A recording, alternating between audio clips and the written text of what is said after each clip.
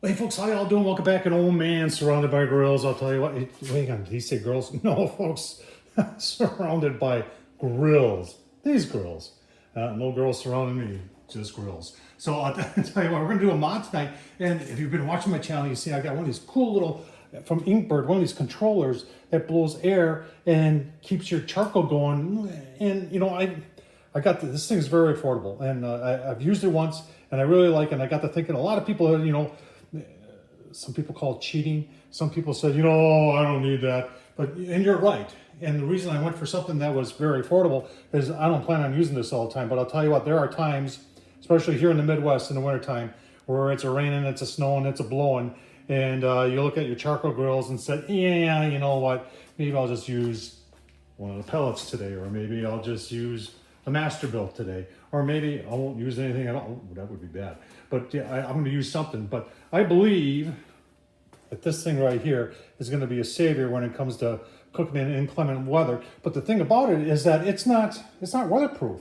And you know, so I was thinking, well, where could I put it? And the thought came up that why not put it underneath the shelf? Why don't we figure out something that you can put it in, that you could put it underneath the shelf? And lo and behold, look what I got. I'll tell you what, let's, I made it myself. And I'm going to show you how I made it. But I'll tell you what, let's get it all mounted and take a look at it. All right, real simple here, folks. Like I said, I'm going to show you how I did it. This is some scrap diamond plate, 1/8 inch thick, maybe even a little bit more, that I use aluminum. And I drilled holes for those legs to fit in, and they fit in like that. And the hole that sucks the air in is still there, so it can still suck the air in. But I tell you what, let's get the hose on there. I got a couple of magnets on there that I super glued in place, and let's put it underneath there with the hose on and see how it looks. All right, you're saying, oh, where'd it go? We got it all hooked up. Well, it's underneath there. It's out of the rain, the sleet, and the snow. And there it is. I did put one rubber band on there, just keep it from flipping up from the weight of the hose, but stays there just fine. And in my opinion, let's take a closer look. My opinion, underneath there, it's pretty shielded from any, obviously if it's blowing sideways, it'll probably get in there a little bit. So I might wrap a baggie around the top, leaving that hole on the bottom open, because that's where it gets the air from. And folks, you know, I'm just playing around and I'm just coming up with different ideas to make things better. And that's what I do on this channel, Tom Horseman on YouTube. Folks, I keep on watching and I'll show you how I built this. All right, folks, now that you've seen what I made for the Inkbird barbecue controller fan type thing, let's get to showing you how I made it. And all I got here is a piece of scrap aluminum diamond plate. It's pretty thick gauge there. I don't know exactly what gauge is, but it's at least maybe 3/16 of an inch. So that's heavy duty enough for this. This thing, there ain't a whole lot of weight there. So let's get to playing with it. All right, one of the first things I want to do is I want to be able to secure this in there. It's got this stand on there that holds it up so the air can be drawn in. But we're going to drill a hole for the air, and we want to use these pegs to secure it. And all I did was take a little water-based paint and put it on there, and then plopped it down, and now I know where to drill. So we're going to drill our holes, probably make them just a little bit, because if you can see, it looks like they're tapered. So that'll sit real nice in there, and then we'll drill our big old hole here, give you a look-see at that. I got my holes drilled, folks. Let's see, 2-inch hole saw, and then oh heck, was it 5/8 for those 5? And the whole purpose of it is so it fits in there, and you can't then hang on. I tried doing this looking through the camera. You shouldn't do that.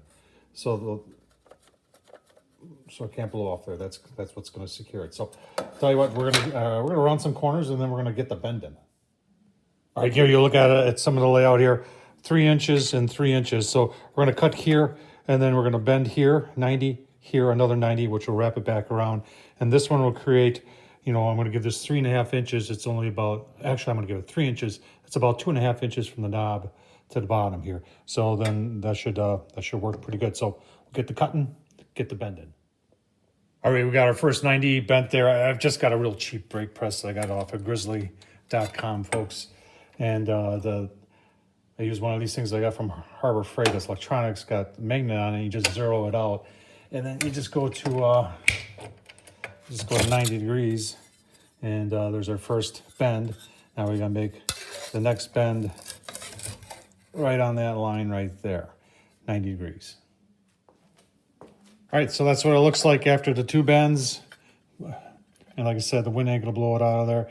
And I just gotta mount some magnets. I gotta figure out if I got some epoxy or maybe some super glue. I'll try and mount a couple magnets up there, give you a look-see. Well, if you're wondering what we used super glue, and